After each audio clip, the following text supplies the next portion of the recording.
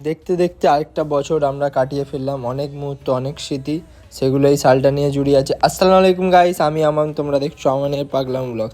যেহেতু আজকে বছরের শেষ দিন, 31শে ডিসেম্বর, তো যা দুঃখ কষ্ট ভুলে নতুনভাবে আবার নতুন বছরের শুরুয়াত করতে চলেছি। তো তেমন কিছুতে এই বছরে ছিঁড়তে পারিনি, চেষ্টা করবো আগামী বছর কি করা যায়।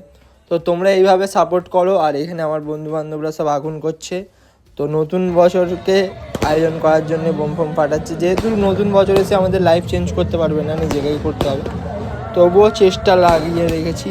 তো দেখোই নতুন বছরের এনজয়। দেখা হচ্ছে আবার কোনো নতুন বছরের নতুন মিনি ব্লগ নিয়ে। ততক্ষণের জন্য তোমরা এই বোম আতশবাজিগুলো এনজয় করো।